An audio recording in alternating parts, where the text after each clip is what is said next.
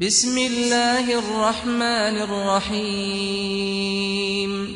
ألف لام ميم تلك آيات الكتاب الحكيم هدى ورحمة للمحسنين الذين يقيمون الصلاة ويؤتون الزكاة وهم بالآخرة هم يوقنون أولئك على هدى من ربهم وأولئك هم المفلحون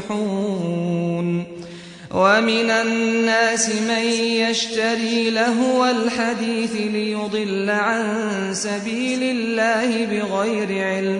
ليضل عن سبيل الله بغير علم ويتخذها هزوا أولئك لهم عذاب مهين وإذا تتلى عليه آياتنا ولى مستكبرا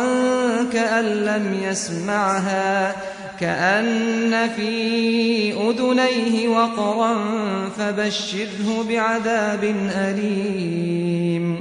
إن الذين آمنوا وعملوا الصالحات لهم جنات النعيم خالدين فيها وعد الله حقا وهو العزيز الحكيم خلق السماوات بغير عمد ترونها وألقى في الأرض رواسي أن تميد بكم وبث فيها من كل دابة وأنزلنا من السماء ماء فأنبتنا فيها من كل زوج كريم هذا خلق الله فأروني ماذا خلق الذين من دونه بل الظالمون في ضلال مبين ولقد آتينا لقمان الحكمة أن اشكر لله ومن يشكر فإنما يشكر لنفسه ومن كفر فإن الله غني حميد وإذ قال لقمان لابنه وهو يعظه يا بني لا تشرك بالله إن الشرك لظلم عظيم ووصينا الإنسان بوالديه حملته أمه وهنا على وهن وفصاله في عامين أن اشكر لي ولوالديك إلي المصير وإن جاهداك على أن تشرك بي ما ليس لك به علم فلا تطعهما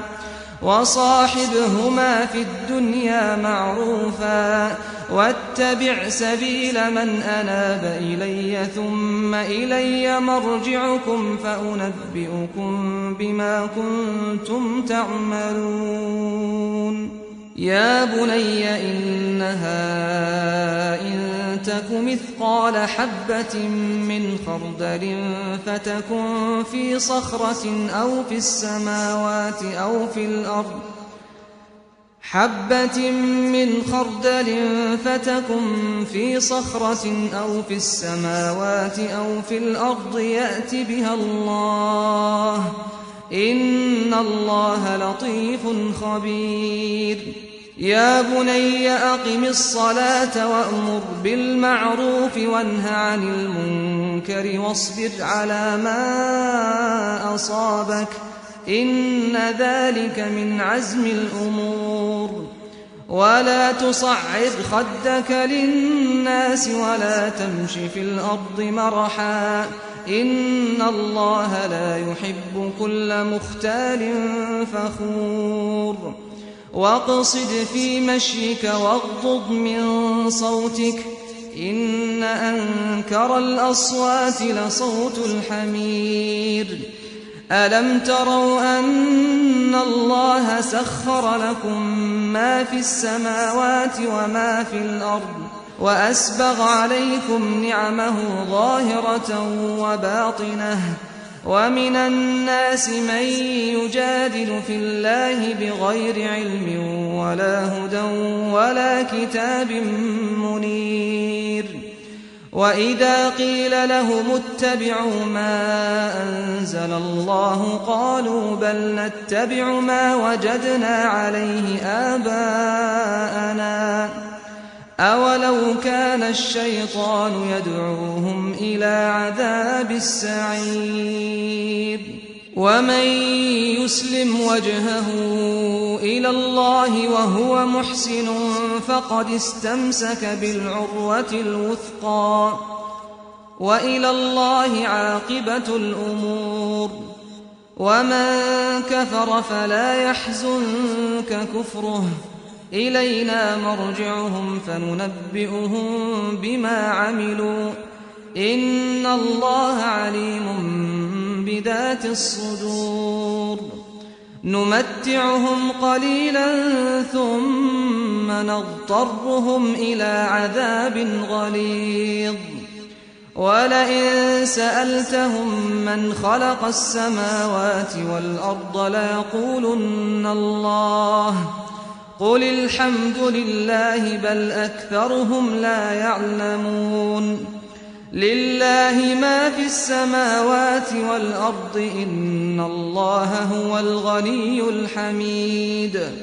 ولو أن ما في الأرض من شجرة أقلام